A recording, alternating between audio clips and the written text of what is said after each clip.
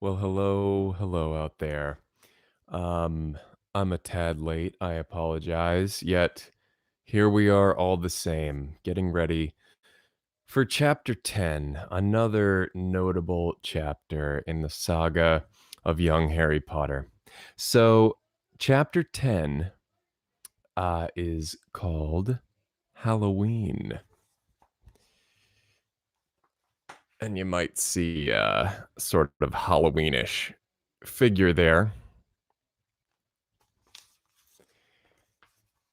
So let's find out how that comes into play.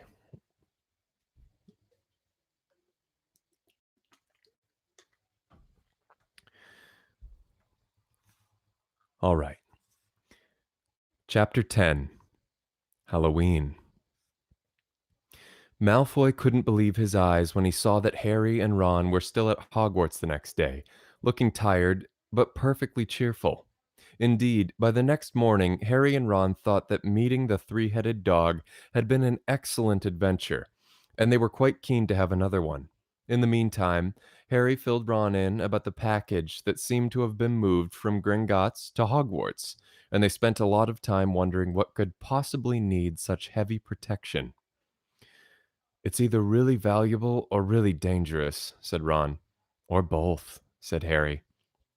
But as they all knew for sure about the mysterious object, but as all they knew for sure about the mysterious object was that it was about 2 inches long, they didn't have much chance of guessing what it was without further clues. Neither Neville nor Hermione showed the slightest interest in what lay underneath the dog and the trapdoor. All Neville cared about was never going near the dog again. Hermione was now refusing to speak to Harry and Ron, but she was such a bossy know it all that they saw this as an added bonus. All they really wanted now was a way of getting back at Malfoy, and to their great delight, just such a thing arrived in the mail about a week later. As the owls flooded into the great hall, as usual, everyone's attention was caught at once by a long, thin package carried by 6 large screech owls. Harry was just as interested as everyone else to see what was in the large parcel, and was amazed when the owls soared down and dropped it right in front of him, knocking his bacon to the floor. They had hardly fluttered out of the way when another owl dropped a letter on top of the parcel. Harry ripped open the letter first, which was lucky, because it said, "Do not open the parcel at the table. It contains your new Nimbus 2000, but I don't want everybody knowing you've got a broomstick, or they'll all want one. Oliver Wood will meet you tonight on the Quidditch field at 7 o'clock for your first training session. Professor M. McGonagall." Harry had difficulty hiding his glee as he handed the note to Ron to read. "A Nimbus 2000," Ron moaned enviously. "I've never even touched one." They left the hall quickly, wanting to unwrap the broomstick in private before their first class, but halfway across the entrance hall, they found the way upstairs barred by Crabbe and Goyle. Malfoy seized the package from Harry and felt it. "That's a broomstick," he said, throwing it back to Harry with a mixture of jealousy and spite on his face. "You'll be in for it this time, Potter. First years aren't allowed them." Ron couldn't resist it. "It's not any old broomstick," he said. "It's a Nimbus 2000. What did you say you've got at home, Malfoy? A Comet 260?" Ron grinned at Harry. "Comets look flashy, but they're not in the same league as the Nimbus." "What would you know about it, Weasley? You couldn't afford half the handle," Malfoy snapped back. "I suppose you and your brothers have to save up twig by twig." Before Ron could answer, Professor Flitwick appeared at Malfoy's elbow. "Not arguing, I hope, boys," he squeaked. "Potter's been sent a broomstick, Professor," said Malfoy quickly. "Yes, yes, that's right," said Professor Flitwick, beaming at Harry. "Professor McGonagall told me all about the special circumstances, Potter. And what model is it?" "A Nimbus 2000, sir," said Harry, fighting not to laugh at the look of horror on Malfoy's face. "And it's really thanks to Malfoy here that I've got it," he added. Harry and Ron headed upstairs, smothering their laughter at Malfoy's obvious rage and confusion. "Well, it's true," Harry chortled as they reached the top of the marble staircase. If he hadn't stolen Neville's Remember All, I wouldn't be on the team. So I suppose you think that's a reward for breaking rules, came an angry voice from just behind them. Hermione was stomping up the stairs, looking disapprovingly at the package in Harry's hand. I thought you weren't speaking to us, said Harry. Yes, don't stop now, said Ron. It's doing us so much good. Hermione marched away with her nose in the air. Harry had a lot of trouble keeping his mind on his lessons that day. It kept wandering up to the dormitory where his new broomstick was lying under his bed, or straying off to the Quidditch field where he'd be learning to play that night. He bolted his dinner that evening without noticing what he was eating, and then rushed upstairs with Ron to unwrap the Nimbus 2000 at last. Wow, Ron sighed as the broomstick rolled onto Harry's bedspread. Even Harry, who knew nothing about the different brooms, thought it looked wonderful. Sleek and shiny, with a mahogany handle, it had a long tail of neat, straight twigs and Nimbus 2000 written in gold near the top. As 7 o'clock drew nearer, Harry left the castle and set off in the dusk toward the Quidditch field. He'd never been inside the stadium before. Hundreds of seats were raised in stands around the field so that the spectators were high enough to see what was going on. At either end of the field were three golden poles with hoops on the end. They reminded Harry of the little plastic sticks Muggle children blew bubbles through, except that they were 50 feet high. Too eager to fly again to wait for wood, Harry mounted his broomstick and kicked off from the ground. What a feeling! He swooped in and out of the goalposts and then sped up and down the field. The Nimbus 2000 turned wherever he wanted at the slightest touch. Hey, Potter, come down. Oliver Wood had arrived. He was carrying a large wooden crate under his arm. Harry landed next to him. Very nice, said Wood, his eyes glinting. I see what McGonagall meant. You really are a natural. I'm just going to teach you the rules this evening, then you'll be joining team practice 3 times a week. He opened the crate. Inside were 4 different-sized balls. Right, said Wood. Now, Quidditch is easy enough to understand, even if it's not too easy to play. There are 7 players on each side. 3 of them are called chasers. 3 chasers, Harry repeated, as Wood took out a bright red ball about the size of a soccer ball. This ball is called the quaffle, said Wood. The chasers throw the quaffle to each other and try to get it through one of the hoops to score a goal. 10 points every time the quaffle goes through one of the hoops. You follow me? The chasers throw the quaffle and put it through the hoops to score, Harry recited. So that's sort of like basketball on broomsticks with 6 hoops, isn't it? What's basketball? Said Wood curiously. Never mind, said Harry quickly. Now, there's another player on each side who's called the keeper. I'm keeper for Gryffindor. I have to fly around the hoops and stop the other team from scoring. 3 chasers, 1 keeper, said Harry, who was determined to remember it all. And they play with the quaffle. Okay, got that. So what are they for? He pointed at the 3 balls left inside the box. I'll show you now, said Wood. Take this. He handed Harry a small club, a bit like a short baseball bat. I'm going to show you what the bludgers do, Wood said. These 2 are the bludgers. He showed Harry 2 identical balls, jet black and slightly smaller than the red quaffle. Harry noticed that they seemed to be straining to escape the straps holding them inside the box. Stand back, Wood warned Harry. He bent down and freed one of the bludgers. At once, the black ball rose high in the air and then pelted straight at Harry's face. Harry swung at it with the bat to stop it from breaking his nose and sent it zigzagging away into the air. It zoomed around their heads and then shot at Wood, who dived on top of it and managed to pin it to the ground. See? Wood panted, forcing the struggling bludger back into the crate and strapping it down safely. The bludgers rocket around, trying to knock people off their brooms. That's why we have 2 beaters on each team. The Weasley twins are ours. It's their job to protect their side from the bludgers and try to knock them toward the other team. So, think you got all that? 3 chasers try and score with the quaffle. The keeper guards the goalposts. The beaters keep the bludgers away from their team. Harry reeled off. Very good, said Wood. Uh, Have the Bludgers ever killed anyone? Harry asked, hoping he sounded offhand. Never at Hogwarts. We've had a couple of broken jaws, but nothing worse than that. Now, the last member of the team is the Seeker. That's you. And you don't have to worry about the Quaffle or the Bludgers, unless they crack my head open. Don't worry, the Weasleys are more than a match for the Bludgers. I mean, they're like a pair of human Bludgers themselves. Wood reached into the crate and took off the fourth and last ball. Compared with the Quaffle and the Bludgers, it was tiny, about the size of a large walnut. It was bright gold and had little fluttering silver wings. This, said Wood, is the golden snitch, and it's the most important ball of the lot. It's very hard to catch because it's so fast and difficult to see. It's the seeker's job to catch it. You've got to weave in and out of the chasers, beaters, bludgers, and quaffle to get it before the other team's seeker, because whichever seeker catches the snitch wins his team an extra 150 points, so they nearly always win. That's why seekers get fouled so much. A game of Quidditch only ends when the snitch is caught, so it can go on for ages.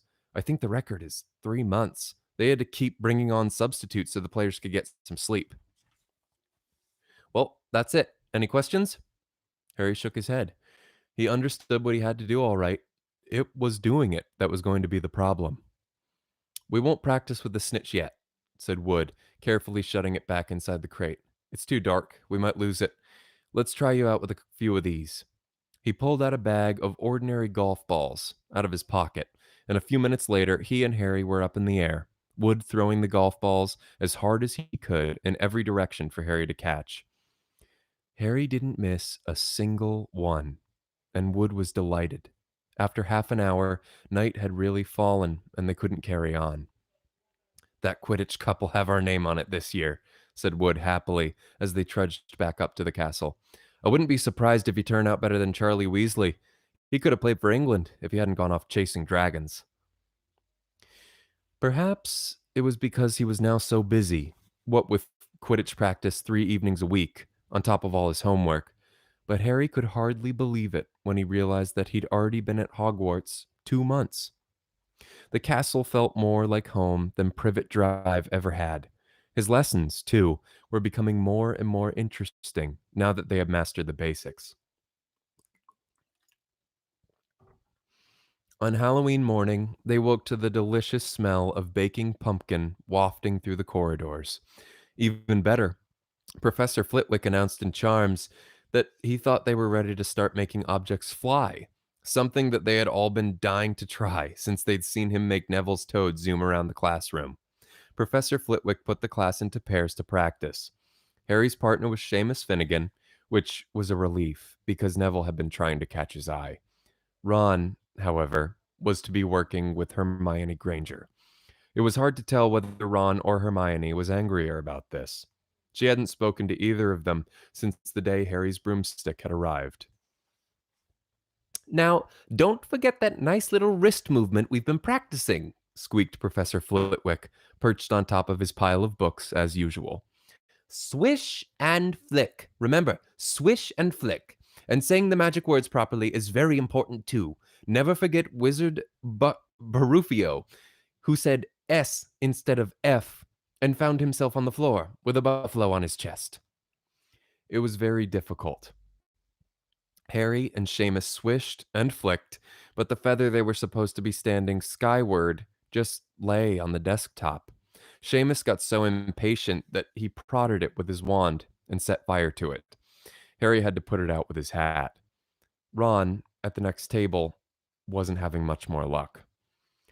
Wingardium Leviosa, he shouted, waving his long arms like a windmill. You're saying it wrong, Harry heard Hermione snap. It's Wingardium Leviosa. Make the gar nice and long. You do it then, if you're so clever, Ron snarled. Hermione rolled up the sleeves of her gown, flicked her wand, and said, Wingardium Leviosa. Their feather rose off the desk and hovered about 4 feet above their heads. Oh, well done, cried Professor Flitwick, clapping. Everyone see here, Miss Granger's done it. Ron was in a very bad mood by the end of class. It's no wonder no one can stand her, he said to Harry as they pushed their way into the crowded corridor. She's a nightmare, honestly. Someone knocked into Harry as they hurried past him. It was Hermione. Harry caught a glimpse of her face and was startled to see that she was in tears. I think she heard you. So? Said Ron, but he looked a bit uncomfortable. She must have noticed she's got more friends. No friends. Hermione didn't turn up for the next class and wasn't seen all afternoon. On their way down to the Great Hall for the Halloween feast, Harry and Ron overheard Parvati Patil telling her friend Lavender that Hermione was crying in the girls' bathroom and wanted to be left alone. Ron looked still more awkward at this, but a moment later they had entered the Great Hall, where the Halloween decorations put Hermione out of their minds. 1,000 live bats fluttered from the walls and ceiling, while 1,000 more swooped over the tables in low black clouds, making the candles in the pumpkins stutter. The feast appeared suddenly on the golden plates, as it had at the start of term banquet. Harry was just helping himself to a baked potato when Professor Quirrell came sprinting into the hall, his turban askew and terror on his face. Everyone stared as he reached Professor Dumbledore's chair, slumped against the table, and gasped, Troll! In the dungeons! Thought you ought to know. He then sank to the floor in a dead faint.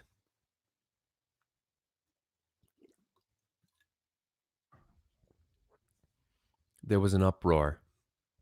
It took several purple firecrackers exploding from the end of Professor Dumbledore's wand to bring silence.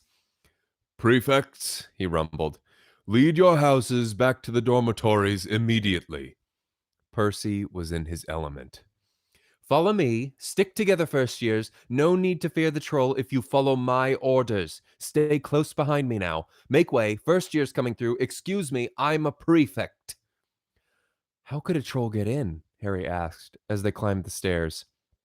Don't ask me. They're supposed to be really stupid, said Ron. Maybe Peeves let it in for a Halloween joke. They passed different groups of people hurrying in different directions. As they jostled their way through a crowd of confused Hufflepuffs, Harry suddenly grabbed Ron's arm. I've just thought, Hermione, what about her? She doesn't know about the troll. Ron bit his lip. Oh, all right, he snapped. But Percy'd better not see us. Ducking down, they joined the Hufflepuffs going the other way, slipped down a deserted side corridor, and hurried off toward the girls' bathroom. They had just turned the corner when they heard quick footsteps behind them. Percy, hissed Ron, pulling Harry behind a large stone griffin. Peering around it, however, they saw not Percy, but Snape. He crossed the corridor and disappeared from view. What's he doing? Harry whispered. Why isn't he down in the dungeons with the rest of the teachers? Search me. Quietly as possible, they crept along the next corridor after Snape's fading footsteps. He's heading for the third floor, Harry said, but Ron held up his hand. Can you smell something? Harry sniffed, and a foul stench reached his nostrils, a mixture of old socks and the kind of public toilet no one seems to clean.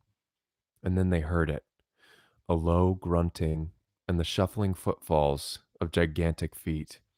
Ron pointed. At the end of a passage to the left, something huge was moving toward them. They shrank into the shadows and watched as it emerged into a patch of moonlight. It was a horrible sight. 12 feet tall, its skin a dull granite gray, its great lumpy body like a boulder, with its small bald head perched on top like a coconut. It had short legs, thick as tree trunks, with flat, horny feet. The smell coming from it was incredible. It was holding a huge wooden club, which dragged along the floor because its arms were so long. The troll stopped next to a doorway and peered inside. It waggled its long ears, making up its tiny mind, then slouched slowly into the room. The key's in the lock, Harry muttered. We could lock it in. Good idea, said Ron nervously. They edged toward the open door, mouths dry, praying the troll wasn't about to come out of it, With one great leap, Harry managed to grab the key, slam the door, and lock it. Yes! Flushed with their victory, they started to run back up the passage, but as they reached the corner, they heard something that made their hearts stop. A high, petrified scream, and it was coming from the chamber they'd just chained up. Oh no, said Ron, pale as the Bloody Baron. It's the girls' bathroom, Harry gasped. Hermione, they said together. It was the last thing they wanted to do. But what choice did they have? Wheeling around, they sprinted back to the door and turned the key, fumbling in their panic. Harry pulled the door open, and they ran inside. Hermione Granger was shrinking against the wall opposite, looking as if she was about to faint. The troll was advancing on her, knocking the sinks off the walls as it went. Confuse it, Harry said desperately to Ron, and seizing a tap, he threw it as hard as he could against the wall. The troll stopped a few feet from Hermione. It lumbered around, blinking stupidly, to see what had made the noise. Its mean little eyes saw Harry. It hesitated, then made for him instead, lifting its club as it went. Oi! Pea-brain! Yelled Ron from the other side of the chamber, and he threw a metal pipe at it. The troll didn't even seem to notice the pipe hitting its shoulder, but it heard the yell and paused again, turning its ugly snout toward Ron instead, giving Harry time to run around it. Come on, run, run! Harry yelled at Hermione, trying to pull her toward the door, but she couldn't move. She was still flat against the wall, her mouth open in terror. The shouting and the echoes seemed to be driving the troll berserk. It roared again and started toward Ron, who was nearest and had no way to escape. Harry then did something that was both very brave and very stupid. He took a great running jump and managed to fasten his arms around the troll's neck from behind. The troll couldn't feel Harry hanging there, but even a troll will notice if you stick a long bit of wood up its nose. And Harry's wand had still been in his hand when he jumped. It had gone straight up one of the troll's nostrils. Howling in pain, the troll twisted and flailed its club, with Harry clinging on for dear life. Any second, the troll was going to rip him off or catch him a terrible blow with the club. Hermione had sunk to the floor in fright. Ron pulled out his own wand. Not knowing what he was going to do, he heard himself cry the first spell that came into his head. Wingardium Leviosa!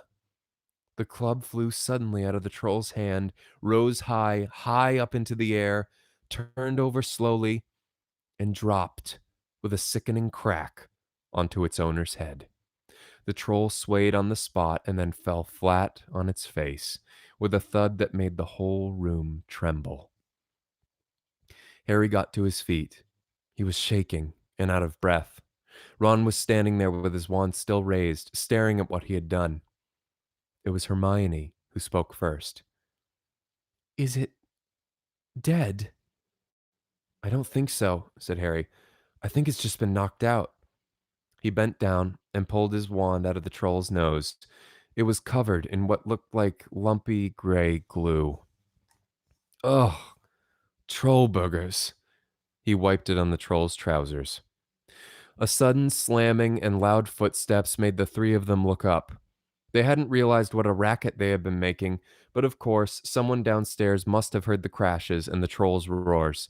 A moment later, Professor McGonagall had come bursting into the room, closely followed by Snape, with Quirrell bringing up the rear.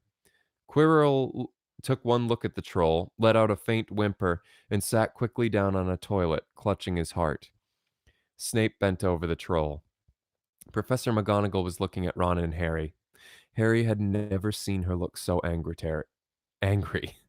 Her lips were white. Hopes of winning 50 points for Gryffindor faded quickly from Harry's mind. What on earth were you thinking of? Said Professor McGonagall, with cold fury in her voice. Harry looked at Ron, who was still standing with his wand in the air. You're lucky you weren't killed. Why aren't you in your dormitory? Snape gave Harry a swift, piercing look. Harry looked at the floor. He wished Ron would put his wand down. Then a small voice came out of the shadows. Please, Professor McGonagall, they were looking for me. Miss Granger. Hermione had managed to get to her feet at last. I went looking for the troll because I thought I could deal with it on my own. You know, because I've read all about them. Ron dropped his wand. Hermione Granger? Telling a downright lie to a teacher? If they hadn't found me, I'd be dead now. Harry stuck his wand up its nose, and Ron knocked it out with its own club. They didn't have time to come and fetch anyone. It was about to finish me off when they arrived. Harry and Ron tried to look as though this story wasn't new to them. Well, in that case, said Professor McGonagall, staring at the three of them, Miss Granger, you foolish girl, how could you think of tackling a mountain troll on your own? Hermione hung her head. Harry was speechless. Hermione was the last person to do anything against the rules, and here she was, pretending she had, to get them out of trouble. It was as if Snape had started handing out sweets. Miss Granger, 5 points will be taken from Gryffindor for this, said Professor McGonagall. I'm very disappointed in you. If you're not hurt at all, you'd better get off to Gryffindor Tower. Students are finishing the feast in the houses. Hermione left. Professor McGonagall turned to Harry and Ron. Well, I still say you were lucky, but not many first years could have taken on a full ground mountain troll. You each win Gryffindor 5 points. Professor Dumbledore will be informed of this. You may go. They hurried out of the chamber and didn't speak at all until they had climbed 2 floors up. It was a relief to be away from the smell of the troll, quite apart from anything else. We should have gotten more than 10 points, Ron grumbled. 5, you mean, once she's taken off Hermione's. Good of her to get us out of trouble like that, Ron admitted. Mind you, we did save her. She might not have needed saving if we hadn't locked the thing in with her, Harry reminded him. They had reached the portrait of the fat lady. Pig snout, they said, and entered. The common room was packed and noisy. Everyone was eating the food that had been sent up. Hermione, however, stood alone by the door, waiting for them. There was a very embarrassed pause. Then, none of them looking at each other, they all said, "Thanks," and hurried off to get plates. But from that moment on, Hermione Granger became their friend. There are some things you can't share without ending up liking each other, and knocking out a 12-foot mountain troll is one of them. Gotta love the moment when the trio comes together. Thank you very much, everyone, for joining me. We'll be back tomorrow with chapter 11, right around 9, I presume, but I will update my Instagram with that. Thanks for being here. And until tomorrow, stay safe and be happy and whatnot. Good night, everyone.